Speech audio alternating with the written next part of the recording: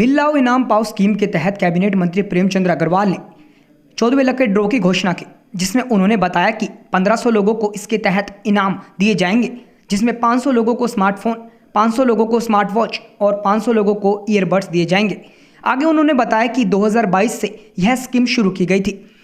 इसमें अभी तक 12 गुना का इजाफा हो चुका है, जिसके लिए मैं अपने विभाग और जनता का साधुवाद करना चाहूँगा। उत्तराखंड की सीख लेते हुए दूसरे राज्य भी ऐसी स्कीम को अपना रहे हैं। देखिए, आज जो हमने लकी ड्रॉ निकाला है 14वां था। वही हमारी जो प्रक्रिया थी, 1500 लोगों को इसमें इनाम मिलेगा। 500 स्मार्टफोन, 500 स्मार्ट वॉच और 500 ईयरबड। और मैं ये कह सकता हूँ कि इस जो प्रक्रिया हमने शुरू की थी, जो स्कीम शुरू की थी, आप देखिए कि जब हमने शुरू की थी सितंबर 2022 में, जो हमारे उस टाइम उपभोक्ता रजिस्टर्ड हुए थे 5304 और बिल मूल्य था 4 करोड़ 34 लाख। इसी प्रकार से जब हम मैं बात करूं, कभी 5 करोड़, कभी 7 करोड़, कभी 10 करोड़, इस प्रकार का हमें बिल मूल्य मिलता था। और मुझे ध्यान है मार्च 2023 में इस दौरान का सबसे बड़ा धक्का मिला था। लेकिन जब से स्कीम बहुत तेज़ी से बढ़ी, तो आप देखें नवंबर 2023 में नवंबर 2023 में ये इजाफा इसका हुआ और बिल मूल्य हुआ लगभग 26 करोड़ 59 लाख। और उसी प्रकार दिसंबर में जब ये बढ़ के, जिसका भी आज हमने ड्रॉ निकाला है, इसमें कुल उपभोक्ता जो रजिस्टर्ड हुए 9544, कुल अपलोड मूल्य बिल हैं 78,106 और इनका मूल्य है 60 करोड़ 73 लाख रुपए। मतलब 12 गुना तब से हम लोग अभी तक इसमें उछाल ली है। और इसके लिए मैं तमाम उपभोक्ताओं को बहुत धन्यवाद कर रहा हूं, उनको बधाई दे रहा हूं, जो विजयी हमारे यहाँ लाभार्थी, जिनको अभी यहाँ पे ड्रॉ के माध्यम से इनाम दिया जाने वाला है। और निश्चित रूप से हमारे विभाग को भी मैं साधुवाद दे रहा हूँ कि उन्होंने बड़ी मेहनत की है इस दौरान। और इसका एक लाभ ये भी हो रहा है कि जहाँ हमें इसमें जीएसटी मिल रहा है, वहीं कुछ ऐसे फर्में भी हमारे सामने आ रही हैं कि जो रजिस्टर्ड तो हैं लेकिन वो जीएसटी पे नहीं कर रही थी। ऐसी भी हमें कुछ फर्में इसी बीच में पकड़ में आई हैं, यानी कि हमें दोहरा लाभ मिल रहा है। और तीसरा लाभ की तरफ यदि बात करूं, जिसको मैं कह सकता हूं कि जो ये स्कीम हमने लॉन्च की, आज अन्य राज्य भी हमारी इस स्कीम को फॉलो कर रहे हैं। यानी कि हम वो राज्य हैं जिन्होंने सबसे पहले इस स्कीम को लॉन्च किया, जिसको हम लगातार बढ़ा रहे हैं, चला रहे हैं। और इसकी लोकप्रियता को देखते हुए मैं ये कह सकता हूं कि हमने इसे मार्च 2024 तक बढ़ाया है। और जिसका मेगा लकी ड्रॉ भी है फिर हम लोग लास्ट में निकालेंगे, जिसमें कार है, मोटरसाइकिल है, टेलीविज़न है, या इस प्रकार के जो आकर्षक इनाम है वो भी हम लोगों को देंगे। और मैं फिर से सभी से आग्रह कर रहा हूँ, अभी हमारे पास समय है, सभी लोग अपना जो भी सामान खरीदें उसका वो वहाँ से बिल ज़रूर लें, ताकि वो बिल जो वहाँ से लेंगे वो यहाँ अपलोड करेंगे। तो मैं कह सकता हूँ उनमें से ही कोई भी जो है व्यक्ति या बहन या भाई जो हमारा इस उपभोक्ता यहाँ का जो इसमें बिल अपलोड करेगा, वो ही विजेता हो सकता है। तो मैं सबसे अपील कर रहा हूँ, बड़ी बात है। मैं अपने तमाम अधिकारियों का बहुत धन्यवाद कर रहा हूँ और आप सभी साथियों का भी, विशेष रूप से आपका, क्योंकि आप लोगों ने जिस प्रकार से इसको बार बार दिखाया है, तो जनता में जागरूकता बढ़ी है।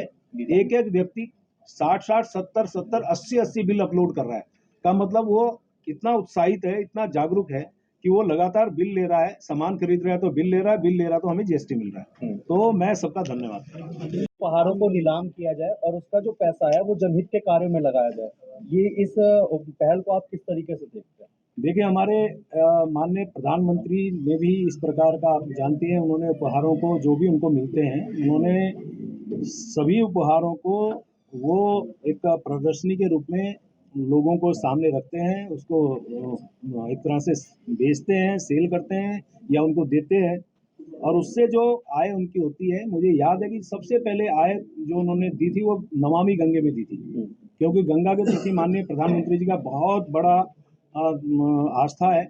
उसी प्रकार से हमारे माननीय मुख्यमंत्री आदरणीय धामी साहब भी नवाचार करते हैं, उन्होंने भी ये निर्णय लिया है, तो मैं उनको बहुत धन्यवाद कर रहा हूँ।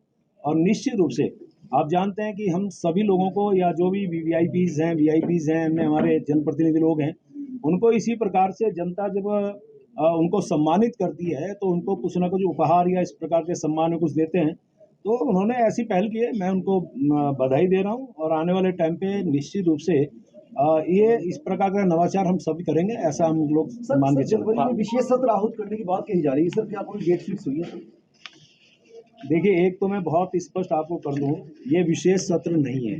मैं अनेकों बार कह चुका हूं, मैं फिर दोहरा रहा हूं, क्योंकि हमारा जो सत्र इससे पहले हुआ था उसका सत्रावसान नहीं हुआ है, और यदि सत्रावसान नहीं हुआ है तो कंटिन्यूएशन में अभी सत्र है।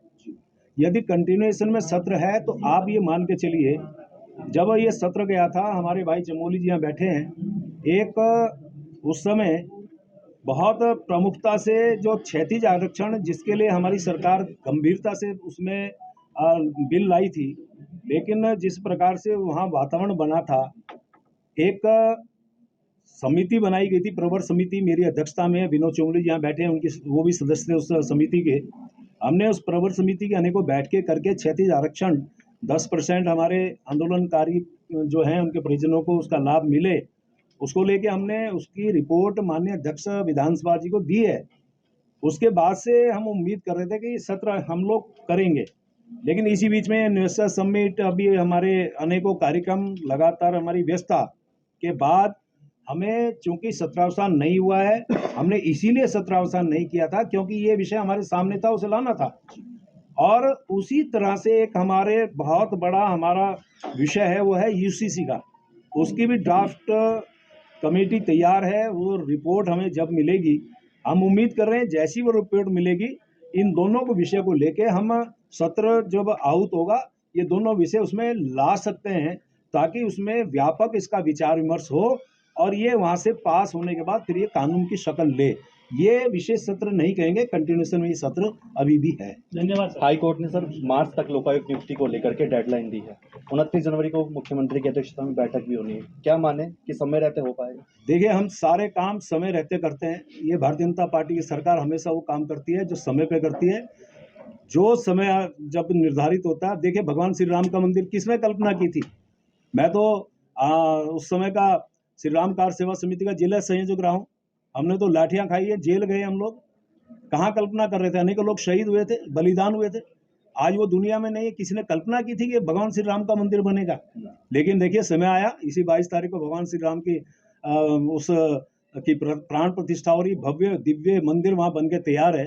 तो जब समय आता है, भगवान श्री राम ने जब समय निर्धारित किया तो उनका मंदिर बन रहा है। जब भगवान निर्धारित करें, सारे काम होंगे।